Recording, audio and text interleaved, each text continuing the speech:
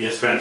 तो second point अगर मिलता है, जैसे ये वशीकूट कैसे मिलाते हैं इनको मैं बताऊंगा। पहले सबका थोड़ा सा मैं सबके बारे में एक्सप्लेन कर देता हूँ क्या है, लेकिन कैसे निकालते हैं क्या है ये अभी डिस्कस करूंगा मैं जस्ट समझाने के बाद में कि क्या इसका इंपॉर्टेंस क्या है, ये ऋषियों ने क्यों बनाया, इसका क्या इंपॉर्टेंस है। क्या डीएनए चेक करने से दोनों के डीएनए मिलाने उससे क्या हो जाएगा?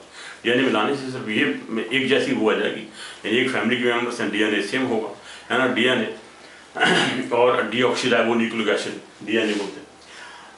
न्यूक्लिक एसिड जो होता है डीऑक्सीराइबो न्यूक्लिक एसिड, तो डीएनए और मिलाने से कोई शादी नहीं कर सकती साथ में। शादी ये जो मैचिंग है ये प्रॉपर साइंटिफिक मेथड है, और ये वैदिक एस्ट्रोलॉजी का जो मेथड है एकदम 100% ट्रू है, मैंने देखा हुआ है। क्योंकि दोनों ही पार्टनर एक साथ मिलाने के बाद कुंडली में मिलते हैं आपस में। जैसे ये कोई पार्टनर थे हमारे साथ क्लास लेते थे, तो वो बोलते थे कि उनके जो फादर और मदर जो सोचती है, क्योंकि उनकी आपस में 34 पॉइंट मिलते हैं, 36 में से 34 मिलते थे, 34 पॉइंट मिलते हैं मदर और फादर के। तो जो फादर बाहर से जब जॉब से लौटते थे, कहते हैं मदर जो सोच रही हैं कि आज कुछ मीठा होना चाहिए, आज कुछ मीठा होता तो खाने में अच्छा लगता, यानी घर पे कुछ मीठा होना चाहिए। तो फादर बाहर से मिठाई लेके आ रहे होते हैं, कभी जलेबी लाते हैं, कुछ और मिष्ठान उसी दिन। तो मदर कहती है वाह सेम मैचिंग होती है। तो सेम मैचिंग होने से ये मेंटलिटी एक जैसी हो जाती है, यानी एक जैसी थिंकिंग होती है। आपस में डेवलपमेंट, कभी आपस में फाइटिंग नहीं हो सकती, एक दूसरे से मिलके रहते हैं, एक दूसरे का सम्मान करते हैं। तो ये चीज़ इसका इंपॉर्टेंट होता है। पहला तो स्पिरिचुअल डेवलपमेंट हो गया, अगर एक में से एक पॉइंट मिलता है, दोनों का वर्ण एक जैसा वर्णकूट मिलता है, यानी वर्ण क्या वर्ण बताता हूँ कैसे निकालते हैं, एक एक पॉइंट कभी बताएंगे क्या कैसे निकालते हैं इनको। तो वर्णकूट मिलने से आध्यात्मिक विकास होता है, स्पिरिचुअल डेवलपमेंट, यानी एक दूसरे में स्पिरिचुअलिटी बहुत जबरदस्त होगी। यानी स्पिरिचुअलिज्म यानी आध्यात्मिकता, ईश्वर के बारे में सोचना, मोक्ष के बारे में सोचना, जो लास्ट की वो होती है, या ईश्वर के बारे में सोचना और अपनी आत्मा को ईश्वर में मिलाने की कोशिश करना, सही धर्म करना, सही आचरण रखना, आपस में ब्यूटीफुल बहुत अच्छी ड्यूटी करना, यानी सकर्म करना, अच्छे कर्म करना, सुकर्म करना और अच्छे कर्म करना, उनकी आध्यात्मिकता की विकास में डेवलपमेंट दोनों का होगा। एक जैसे अच्छे कार्य करें, कभी झगड़ा नहीं होगा आपस में, इसलिए आध्यात्मिक विकास बहुत जरूरी होता है। इससे फर्स्ट पॉइंट का ये इसका रिजल्ट है, यानी इसका अभिप्राय क्या होता है, इसका अर्थ क्या निकलता है। एक में से एक पॉइंट मिल गया तो क्या मतलब हुआ इसका मतलब है आध्यात्मिक विकास हो जाना। आध्यात्मिकता उसमें दोनों में बढ़ेगी, दोनों पार्टनर्स में एक दूसरे को समझेंगे और ईश्वर के बारे में सोचेंगे, ईश्वर की खोज करने में लगे रहेंगे और लाइफ लॉन्ग अपनी आत्मा को शुद्ध करने में लगे रहेंगे। इसे कहते हैं आध्यात्मिक विकास। सेकंड पॉइंट आता है कि वशीकूट क्या होता है भाई। वशीकूट में जैसे वशीकूट अगर मिलता है, कुछ राशियां ऐसी होती हैं जहाँ चंद्रमा बैठा होता है, जिस दिन दोनों की राशियों में, तो एक राशि वश्यमान होता है कंट्रोलेबल, एक राशि दूसरे की राशि कंट्रोल में है। अगर ये दोनों मिलती हैं, जैसे यहाँ पर 2 में से 2 पॉइंट मिलते हैं, सुधार का प्राकृतिक समायोजन, इसके कहते हैं नेचुरल एडजस्टमेंट, एक दूसरे को आपस में नेचुरली समझेंगे। प्राकृतिक उनके अंदर ऐसे गुण होंगे जो प्रकृति ने उनको दे रखे हैं। सुधार का प्राकृतिक समायोजन, अपने आप प्रकृति से समायोजन सोचेंगे, एक दूसरे को एडजस्ट करने के लिए नेचर से हेल्प लेंगे, और नेचर की उनकी अपनी जो प्राकृतिक समाधान करने की जो वो है शक्ति है, वो दोनों में एक जैसी होगी और एक दूसरे को समझने की कोशिश करेंगे। प्राकृतिक समायोजन करने की शक्ति कहते हैं नेचुरल एडजस्टमेंट। नेचुरल एडजस्टमेंट आपस में करेंगे। सुधार का प्राकृतिक समायोजन, प्रकृति ही उनको आपस में एक साथ रखने के लिए समायोजन करेगी, यानी दोनों एक दूसरे को नेचुरली एडजस्ट कर लेंगे आपस में। नेचुरली मतलब प्रकृति के हिसाब से जो उनकी नेचर है, उनकी प्रकृति है, वो आपस में ही एडजस्ट करेंगे एक दूसरे को। तो बहुत ही अच्छा पॉइंट है सेकंड वाले, इसका रिजल्ट निकलेगा। 2 में से 2 पॉइंट पूरे मिल जाते हैं, 2 में से 0 पॉइंट आता है तो एडजस्टमेंट नहीं होता है, प्रकृति का एडजस्टमेंट नहीं कर पाएंगे, झगड़ा करेंगे आपस में, है ना। नेचुरल एडजस्टमेंट आपस में नहीं कर पाएंगे, लेकिन यहाँ ये नेचुरल एडजस्टमेंट होने का पूरा चांस है अगर 2 में से 2 पॉइंट मिलते हैं। तीसरे पॉइंट का मतलब है अगर ताराकूट मिलता है, ताराकूट कैसे निकालते हैं, मैं एक पॉइंट बताऊंगा, बहुत ही इंपॉर्टेंट है। और हालांकि इन सबको मैं एक पॉइंट कैसे निकालते हैं पूरा डिटेल में बता चुका हूँ। कब, जब प्राइम मिनिस्टर मोदी और उनकी पटेल जी की, सरदार पटेल जी की मैंने कुंडली मिलाई थी, और नेहरू जी और गांधी जी कुंडली को दोनों ही ये जो पेयर हैं, मोदी जी और सरदार पटेल जी एक ही नक्षत्र में पैदा हुए। सेम नक्षत्र में जब पैदा होते हैं तो 28 पॉइंट लगभग आते हैं, 36 में 28 पॉइंट मिलते हैं दोनों के। ऐसे ही मोदी उनके गांधी जी के और नेहरू जी के दोनों एक नक्षत्र में पैदा, सेम नक्षत्र में पैदा हुआ। उनका अनुराधा नक्षत्र मोदी जी का, सॉरी उनका गांधी जी का और नेहरू जी का क्या है, अनुराधा नक्षत्र, दोनों एक जैसे नक्षत्र में पैदा हुए, सेम नक्षत्र पैदा होते हैं एक जैसे नक्षत्र में, तो 28 पॉइंट आते हैं 36 में से 28 को की काफ़ी चीज़ मिल जाती है, केवल 8 में से 0 पॉइंट ये रह जाता है, बाकी सब पॉइंट मिलते हैं। तो लगभग 28 पॉइंट, 8 में से 0 पॉइंट क्यों मिलते हैं, क्योंकि उनकी नाड़ी सेम हो जाती है, सब 8 में से 0 पॉइंट मिल जाते हैं, बाकी सब पॉइंट मिलते हैं, यानी 8 हटा दो 36 में तो 28 पॉइंट मिल जाते हैं अगर नक्षत्र सेम हो दोनों का। तो क्वार्टर अलग अलग होना चाहिए, डिफरेंट अलग क्वार्टर्स हैं, तो 8 में से भी 8 पॉइंट दे सकते हो, तो पूरे 36 में 36 पॉइंट मिल जाएंगे। यहाँ उस केस में जब नक्षत्र सेम हो तभी 36 पॉइंट आ सकते हैं, है ना, क्योंकि वहाँ 8 में से 8 पॉइंट मिल सकते हैं कब, जब नक्षत्र सेम है लेकिन क्वार्टर डिफरेंट है।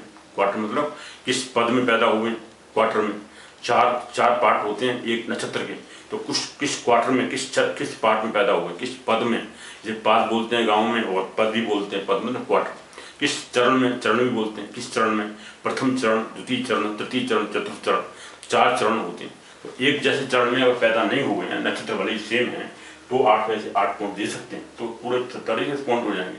इसलिए 36 पॉइंट मिल जाते हैं नक्षत्र जब सेम होता है तभी, है ना। उस केस में दोनों ही एक जैसी मेंटलिटी रहेगी, आपस में एक दूसरे को नेचुरल एडजस्टमेंट हो। लेकिन यहाँ पर देखिए नेचुरल एडजस्टमेंट है, सुधार का प्राकृतिक समायोजन। अगर प्रभुपाद जी और पंडित धीरेन्द्र शास्त्री साथ में रहते, अगर हालांकि प्रभुपाद जी नहीं है अभी, लेकिन साथ में अगर रहते तो उनकी कुंडलियों में आपस में मिलान ये हो रहा है, इनकी कूट मिलान क्या है, इनके गुण कैसे आपस में मिलते हैं, तो एक दूसरे को सुधार का प्राकृतिक समायोजन कर सकते थे, यानी प्रकृति उनको समाधान करने के लिए एकदम एडजस्ट कर सकती है अपने आप, यानी प्रकृति ऐसी उनको एडजस्ट करती है कि आपस में वो नेचुरली एडजस्ट कर लेती है आपस में, है ना, कहते हैं नेचुरल एडजस्टमेंट, प्राकृतिक सुधार। तो ये इसका अर्थ हुआ, यानी 2 में से 2 पॉइंट मिल गए, इसका मतलब दोनों नेचुरली एडजस्ट करेंगे। नेचर उनको ऐसी बना रखी है प्रकृति ने, और प्रकृति उनकी ऐसी है आपस की कि एक दूसरे को सुधारने की कोशिश करेंगे, सुधार का प्राकृतिक समायोजन करेंगे। ताराकूट जब मिलता है 3 में से 3 पॉइंट अगर मिल रहे हैं, इसका मतलब संबंध की पराकाष्ठा, जिसे कहते हैं intensity of relationship, intensity of relationship English में बोलते हैं। तो यानी संबंध की पराकाष्ठा होगी, एक दूसरे के साथ में इतने एक दूसरे से घुले मिले होंगे, संबंध की पराकाष्ठा, एक दूसरे को जबरदस्त समझेंगे, बहुत ही पराकाष्ठा होगी, संबंध की पराकाष्ठा, इंटेंसिटी ऑफ रिलेशनशिप इंग्लिश बोलते हैं इसको, इंटेंसिटी ऑफ रिलेशनशिप, संबंध की पराकाष्ठा, गहराई, जबरदस्त गहराई आपस में संबंध की होगी, एक दूसरे को इतना समझेंगे, एक दूसरे का इतना रेस्पेक्ट करेंगे, तो ये इसकी पराकाष्ठा होगी। कोई प्रॉब्लम आएगी जब संबंध इतने गहरे होंगे, संबंध की गहराई जबरदस्त होगी, स्ट्रांग होगी, तो इसका मतलब दोनों ही साथ में रहें अगर, तो बहुत ही संबंध की पराकाष्ठा रहेगी। लेकिन ये जो योनि कूट है, योनि अगर सेम होती है, सेम योनि होती तो भाई पूरे पॉइंट मिलेंगे, 4 में से 4 पॉइंट मिल जाते हैं। लेकिन यहाँ पर 50% क्यों मिलते हैं, क्योंकि इनकी योनि अलग है, इनकी योनि अलग, इनकी सर्पेंट योनि जिसे नाग योनि बोलते हैं, तो ये मृगसा नक्षत्र को नाग योनि में रखा गया है ना। कैसे बताऊंगा क्या क्या मतलब है इसका। तो इनकी योनि नाग योनि, इनकी सिंह योनि, सिंह योनि मतलब योनि से ये मालूम पड़ जाता है कि आदमी की नेचर कैसी होती है, क्या बोलते हैं, शेर की तरह दहाड़ते रहते हो क्या, तो शेर की तरह दहाड़ते रहते हो भाई। मैंने पंडित धीरेन्द्र शास्त्री का देखा व्यवहार, आपने जब कोई बात करते हैं हमेशा शेर की तरह दहाड़ते रहते हैं, ऐसी बातें करते हैं जैसे शेर दहाड़ता रहता है हमेशा। तो उनकी सिंह योनि है, सिंह योनि से मालूम पड़ता है कि सिंह योनि वाले लोग जो होते हैं वो शेर की तरह ही दहाड़ते रहते हैं, सिंह की तरह दहाड़ते हैं, और ये सरपेंट की तरह, सांप की तरह शांति से देखते हैं, पहले बड़े ध्यान से गौर से देखते हैं, और जब जैसे ही टाइम मिलता है फटाफट डंक जैसे मारता है, यानी काटने की कोशिश करता है सांप, एंड में जा करके जैसे चांस जैसा फटाफट बीच में मारता है, उस समय जवाब देते हैं। तो ये जवाब जब देते थे, स्पीच देते थे, तो ये क्योंकि मृगशा नक्षत्र इनका 5वां नक्षत्र मृगशा नक्षत्र, और ये उसमें आता है सर्प योनि में, सर्पेंट योनि का नक्षत्र है। तो सर्पेंट योनि वाले नक्षत्र यानी सांप की तरह इनका व्यवहार होता है, सांप की तरह। सांप मतलब शांत रहता है, शुरू में देखता है कि डेंजरस चीज, अगर कोई सामने वाला डेंजरस है, खतरनाक है, तो उसको पहले देखेगा, वेट करेगा, वेट करने पर जैसे ही चांस मिलता है बीच में, जैसे ही आदमी की निगाह अलग अलग हो जाती है देखने का, अगर इधर थोड़ा सा उसका माइंड अटेंशन दूर हुआ, जैसे अटेंशन दूर होता है माइंड का, यानी मेंटली अलग हो जाती है, तो फटाफट डंक मारता है, यानी मारता है, उसको काटने की कोशिश करता है, सांप उसको उसको मारने की कोशिश करता है, मतलब अपनी फन मारता है उसको, सांप काटने की कोशिश करता है। इसलिए ऐसे अटैक करते हैं बातचीत करते समय आप देखोगे उनको, और ऐसे ही जैसे सांप काटता है। तो ये इसे नेचर डिपेंड करती है। योनि जो 14 योनि बनाई है ऋषियों ने, क्या एकदम वंडरफुल चीज़ है। आप उनको देख के मालूम पड़ता है, जैसे गज योनि वाले लोग होते हैं, गज योनि नक्षत्र, जो गज योनि वाले नक्षत्र होते हैं, गज माने एलिफेंट योनि, यानी गज योनि वाले लोग एकदम शांत रहते हैं, चलते रहते हैं। जैसे जैसे हाथी चलता है ना, हाथी एकदम मार्केट में सीधा सा चलता रहेगा, और जब कभी गुस्सा होता है तब जाके अपनी इधर उधर से सूंड को इधर उधर हिलाता रहता है, लेकिन शांत रहता है, चलता रहता है हमेशा, है ना। अर्थ के ऊपर जैसे घूमते रहते हैं। मैंने देखा है कई लोग हैं, उनका अभी नाम नहीं बताऊंगा क्योंकि एक दो पॉलिटिशियन का नाम है, एक दो पॉलिटिशियन है जो कि अभी नहीं है, अभी मतलब डिफीट हो चुके हैं। एक उनकी योनि गज योनि है, गज की तरह एकदम चलते रहते हैं, जो भी काम करना है करते रहते हैं, गलत काम कर रहे हैं सही काम कर रहे हैं, लेकिन करते रहते हैं चुपचाप, इधर उधर ज़्यादा बातें नहीं करते हैं। लोग करते रहते हैं बातें उनके बारे में, लेकिन वो खुद ज़्यादा बातें नहीं करते हैं। गज योनि वाले लोग होते हैं, एकदम हाथी की तरह शांत रहते हैं, अपना काम करते रहते हैं सिर्फ। लेकिन उनका काम कैसा है क्या है वो तो अलग बात होती है, लोग उन पर कमेंट करते रहते हैं, लेकिन वो अपना काम करते रहते हैं। ऐसे गज योनि वाले लोग भी होते हैं। यानी ये जो योनि बनाई है ऋषियों ने, क्या वंडरफुल चीज़ है। नक्षत्रों को इतना अच्छा योनि में रखा हुआ है, इस योनि में वो जातक पैदा हुआ है, उस जातक की योनि बताएगी कि वो आदमी की एक्टिविटी हरकतें कैसी होती हैं, उस आदमी नेचर क्या होती है। यहाँ पर दोनों ही की योनि, लेकिन यहाँ पर दोनों एनिमिकल नहीं है। जो बिटर योनि होती है, बिटर एनिमिकल होती है एक दूसरे की। एक जैसे सिंह योनि के लिए गज योनि एकदम खतरनाक होती है। सिंह योनि के लिए, ये सिंह योनि वाले धीरेन्द्र शास्त्री हैं। अगर इनका नक्षत्र दूसरा होता, जैसे भरणी नक्षत्र होता है, भरणी नक्षत्र को किसमें रखा गया, इस भरणी नक्षत्र को उसमें रखा है गज योनि में, है ना। अगर गज योनि में यानी बज यहाँ पे अगर ये भरणी नक्षत्र में होते, सपोज करो तो यहाँ गज योनि होती, और गज योनि वो एलिफेंट, ये एलिफेंट योनि होगी, और वो हो गई आपकी क्या ये सिंह योनि। तो दोनों आपस में जबरदस्त झगड़ा करते कभी एक दूसरे के। तो यहाँ 0 पॉइंट मिल जाता, 4 में से 0 पॉइंट आते थे। 50% यहाँ पे इसलिए दिया हुआ है कि सर्प योनि में और सिंह योनि में कोई ज़्यादा एनिमिकल चीज़ें नहीं होती, बेटर एनिमी नहीं है एक दूसरे के, एक दूसरे के बेटर एनिमिकल नहीं है, इसलिए 50% मार्क्स इनको दे दिए। कैसे निकालते हैं मैं इनको ना, किस किस नक्षत्र को किस किस योनि में रखा गया है। 14 योनियाँ हैं 28 नक्षत्र बना करके, वैसे 27 नक्षत्र होते हैं, लेकिन 23वें नक्षत्र को जो श्रवण नक्षत्र है और उत्तर आषाढ़ नक्षत्र है, उसमें आपस में से पार्ट निकाल के एक अभिजीत नक्षत्र बनाया गया। अभिजीत नक्षत्र जो 24वां नक्षत्र है, तो अभिजीत नक्षत्र को बना करके फिर ये जो धनुषा नक्षत्र है वो 24वां हो जाएगा, और वो 23वां नक्षत्र हो जाता है अभिजीत नक्षत्र। तो अभिजीत नक्षत्र को बना करके फिर 28 नक्षत्र बना लेते हैं। 28 नक्षत्रों को 2-2 नक्षत्र ले करके 14 योनियाँ बनाई गई हैं। वो कैसे बनाते हैं योनियाँ मैं बताऊंगा, मैं इनके बारे में, पहले इनका मतलब समझिए। अब जैसे यहाँ पर कि योनिकूट में 4 में से 2 यानी 50% योनि मिल रही है एक दूसरे की इनकी आपस में, और ये आपस में रहेंगे साथ में, तब उसको तो साथ में रहते हैं। हालांकि पॉसिबल नहीं है क्योंकि प्रभुपाद अभी नहीं है ना। तो अव्यक्त विशेषताएं, जो अव्यक्त यानी जो लेटेंट कैरेक्टरिस्टिक्स होती हैं, वो 50% एक दूसरे के बारे में जानते होंगे। जो अपनी छिपी हुई कैरेक्टरिस्टिक्स हैं यानी गुण हैं, जो चरित्र है उनका छुपा हुआ एक दूसरे का गुण है, कितना लेटेंट कैरेक्टरिस्टिक्स, छिपी हुई अव्यक्त विशेषता हैं, उनके बारे में 50% एक दूसरे के बारे में समझेंगे अगर ये साथ में रहते। तो मतलब इसका यह है कि अगर हस्बैंड वाइफ सपोज करो दोनों साथ में रहे, लड़के लड़की दोनों रह रहे हैं, और दोनों में आपको 50% या 4 में से 4 नहीं है, 4 में से 2 हैं, 50% गुण मिलते हैं। ये समझ ये दोनों एक दूसरे की जो सीक्रेट्स बातें हैं, यानी जो नेचर है, जो उनकी प्रकृति है, जो चरित्र है, चरित्र की जो विशेषता है, गुणों मतलब क्या चाहता है ये आदमी, जैसे हस्बैंड वाइफ के बारे में पूछता है या वाइफ हस्बैंड के बारे में पूछती है, तो उनकी जो इनर फीलिंग्स है, इनर लाइकिंग्स हैं, उनके बारे में वो 50% लोगों समझेगी आपस में।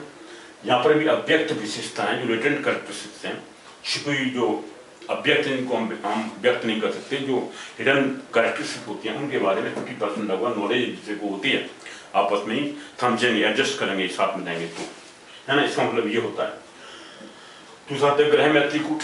ग्रह मैत्री मतलब ये होता है चंद्रमा जिस राशि में बैठा हुआ है, उस राशि के दोनों के चंद्रमाओं की राशियों की जो स्वामी हैं, लॉर्ड हैं, जिस राशियों के स्वामी हैं, चंद्रमा जहाँ जहाँ बैठा हुआ है, उन राशियों की जो स्वामी है क्या एक दूसरे से मित्र हैं, एनिमिकल हैं या न्यूट्रल हैं, क्या है? तो ये इस पर डिपेंड करता है। यहाँ पर दोनों ही मित्र हैं, इसलिए 5 में से 5 पॉइंट दे दिए।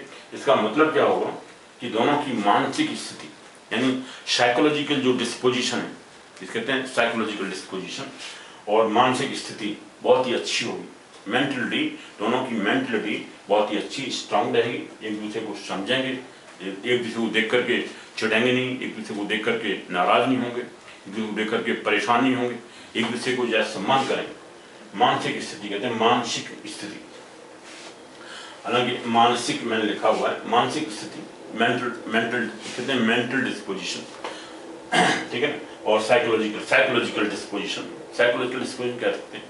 साइकोलॉजिकल जो मेंटलिटी है एक दूसरे को समझने की, वो बहुत ही अच्छी स्थिति रहेगी, क्योंकि एक दूसरे को मेंटलिटी को समझेंगे। साइकोलॉजिकल डिस्पोजिशन बहुत अच्छा होगा, शांत रहेगा, एक दूसरे को देख के शांत हो जाएंगे। He will both will respect each other, है ना, दोनों एक दूसरे को सम्मान देंगे। मानसिक स्थिति दोनों की एक जैसी रहेगी, शांत रहेगी, एक दूसरे को देख करके सम्मान करेंगे दूसरे का। इसका मतलब ये इसका रिजल्ट ये होता है। देखिए क्या अच्छी, इन पॉइंट को मिलाने से मेंटलिटी दोनों की कितना अच्छी तरह समझ में आ रही है, एक दूसरे को कितना एडजस्टमेंट हो रहा है एक दूसरे को। इस तरह से कुंडली को मिलाना बहुत ही साइंटिफिक है, बहुत ही वैज्ञानिक तरीका है, क्योंकि ऐसा मैं तरीका वर्ल्ड ओवर नहीं देखा। जितने भी और वर्ल्ड के इतने और वो हैं धार्मिक ग्रंथ, वो सब मैंने पढ़ा हुआ है, बाइबल वगैरह सभी पढ़ी हुई है। उनको देखने के बाद में उनकी तो मेंटली अलग ही है, टोटली मतलब इंडियन जो कल्चर है उससे टोटली डिफरेंट है। मैं I am not going to compare with them, that is उनकी अलग कल्चर है, एकदम टोटली डिफरेंट। इंडियन कल्चर अलग है, डिफरेंट है ना, उससे मैं वो अलग है, उनकी सोचने की जो शक्ति है वो अलग अलग चीज़ है। उनको मैं ज़्यादा वो नहीं समझता डिफरेंट, क्योंकि जैसी लोकेलिटी होती है उस हिसाब से रूल्स बनते हैं अपने, तो उनके अपने रूल्स बने हुए हैं। हमारे रूल्स बहुत पुराने हैं, काफ़ी वैदिक टाइम से चले आ रहे हैं, तो उनको थोड़ा डेवलपमेंट काफ़ी अच्छा हुआ है। ऋषियों ने बहुत ज़बरदस्त स्टडी की है।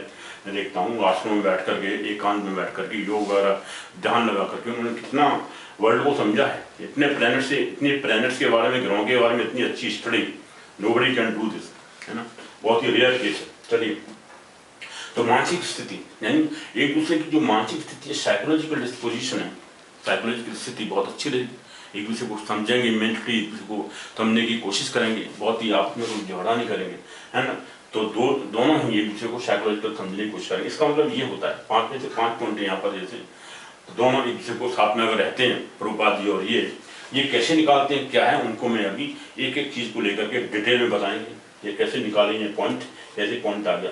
अब 6 में से 0 पॉइंट यहाँ पर देखिए, ये जो गणकूट है, दोनों के गण नहीं मिलते हैं, तो इसमें शारीरिक संतुलन, इसे कहते हैं कॉन्जुगल हार्मनी। कॉन्जुगल हार्मनी जो होती है, जैसे वैवाहिक शादी अगर करते हैं तो दोनों एक दूसरे के साथ में जो रिलेशनशिप होती है, वैवाहिक संबंध होते हैं, वैवाहिक मतलब जीवन, है ना, सेक्सुअल रिलेशनशिप जो होती है वो सही नहीं होती है। क्यों? 6 में से 0 पॉइंट यहाँ पर आ रहे हैं। अगर 6 में से 6 पॉइंट होते, सपोज करो एक दूसरे से मिलते, तो बहुत ही जबरदस्त कॉन्जुगल हार्मनी होती, शारीरिक संतुलन बहुत अच्छा होता है एक दूसरे का, एक दूसरे के शरीर को समझते, रेस्पेक्ट करते, और जो वैवाहिक जीवन का जो सुख होता है वो एक दूसरे को समझते, प्यार करते, मतलब इसके कहते हैं सेक्सुअल रिलेशनशिप जो होती है बहुत अच्छी रहती है अगर दोनों एक दूसरे के साथ मिलते। लेकिन यहाँ पर ये दोनों एक दूसरे से सेक्सुअल रिलेशनशिप तो रहना ही नहीं कर, मैं तो सिर्फ मैच्योरिटी दिखाने के लिए, ये शादी के लिए अगर करते सब कुछ करो, 2 लड़के होते दोनों ये, और अगर ऐसा पॉइंट ये मिलता है तो यहाँ पर कॉन्जुगल हार्मनी नहीं मिलेगी, है ना। जो वैवाहिक रिलेशनशिप होती है बच्चे प्राप्त करने के लिए, यानी जो सेक्सुअल रिलेशनशिप रखते हैं, वो इसमें शारीरिक संतुलन नहीं मिलेगा, है ना, वो इसमें नहीं है, क्योंकि यहाँ पर 6 में से 0 पॉइंट मिलते हैं। ये क्या होते हैं, इसे गणकूट बोलते हैं, दोनों गण नहीं मिलते हैं, एक गण दूसरा है, दूसरा गण एकदम अपोजिट है दूसरे के, मेंटली दोनों की बात करने की एक दूसरे को नहीं मिलेगी।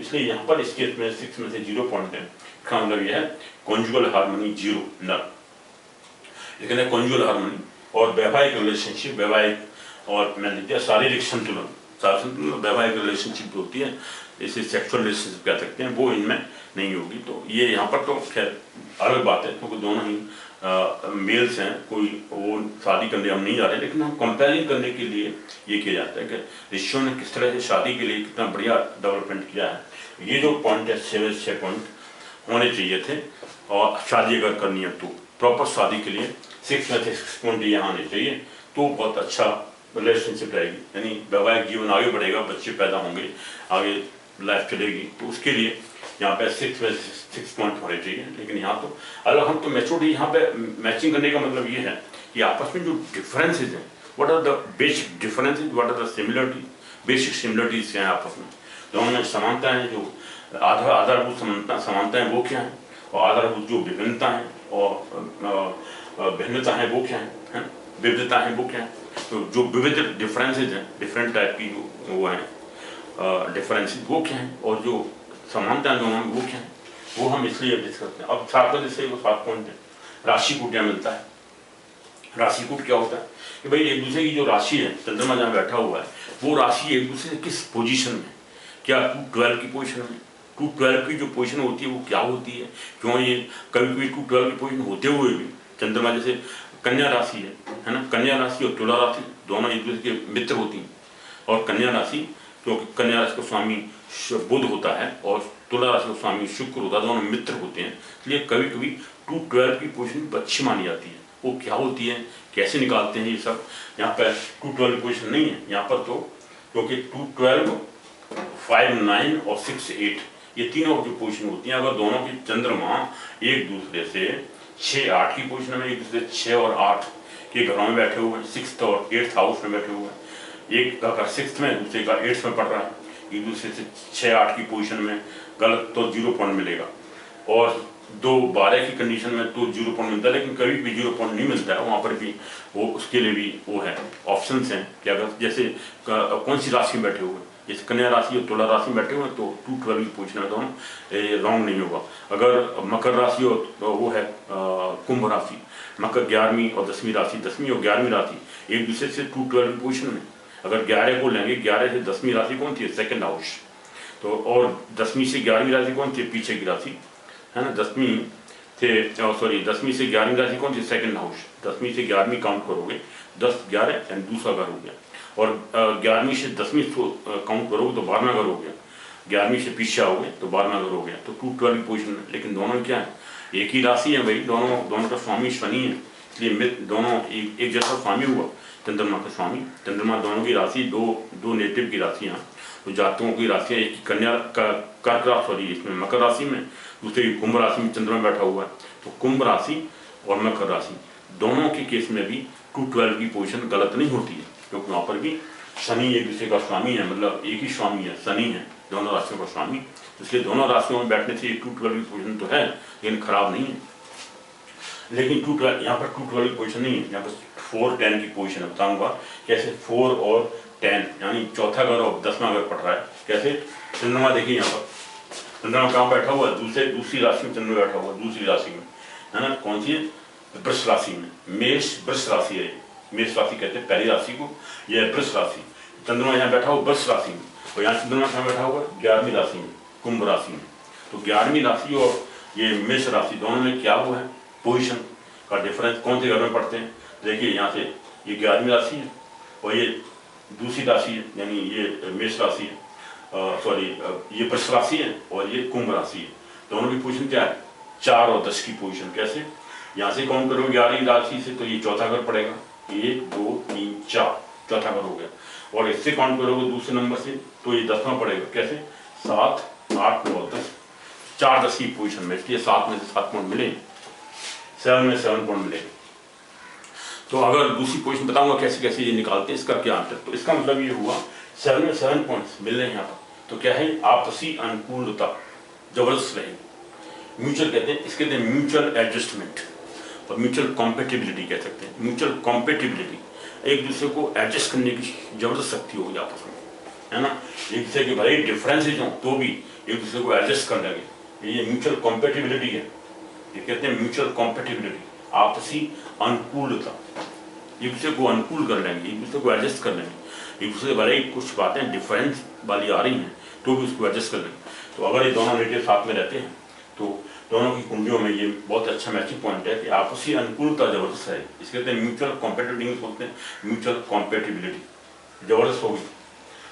लेकिन नाड़ी कूट ये फिजियोलॉजिकल फैक्टर्स होते हैं, इसके कहते हैं शारीरिक कारक और फिजियोलॉजिकल फैक्टर्स।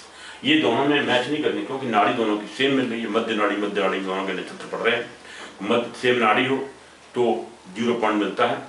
तो ये कैसे, इसका क्या मतलब होता है, कैसे निकालते हैं, यहाँ पर कौन सी राशि दोनों की मध्य नाड़ी कैसे आ गई, नाड़ी कैसे निकालते हैं, ये सबको मैं बताऊंगा। इसके बाद में जस्ट पूरा डिटेल में इसको डिस्कस करेंगे, कैसे कैसे ये पॉइंट निकाले गए हैं, इसका क्या मतलब होता है। और ये मैं सिर्फ आपको ये दिखा रहा कि देखो कितना इसका रिजल्ट कितना अच्छा है। क्या रिजल्ट है इसका, शारीरिक फैक्टर। ये शारीरिक फैक्टर क्या होते हैं, कभी भी क्या होता है नाड़ी दोष को भी लोग निगलेक्ट कर देते हैं, बोले नाड़ी दोष मिलता रहा है, नाड़ी दोष है लेकिन फिर भी शादी करिए, क्यों, क्योंकि लड़का लड़की एक दूसरे को लाइक कर रहे हैं, फिजिकली एक दूसरे को अट्रैक्ट कर रहे हैं। और हालांकि ये फिजिकली अट्रैक्टिवनेस नहीं होती है, एक जैसे लड़की एक दूसरे को कलर को लाइक नहीं कर रहे हैं, जो कॉम्प्लेक्शन है फेयर कॉम्प्लेक्शन नहीं है, लड़का लड़की को रिजेक्ट, लड़की को रिजेक्ट कर देती है कि सामने लड़का है मैं शादी नहीं करूंगी।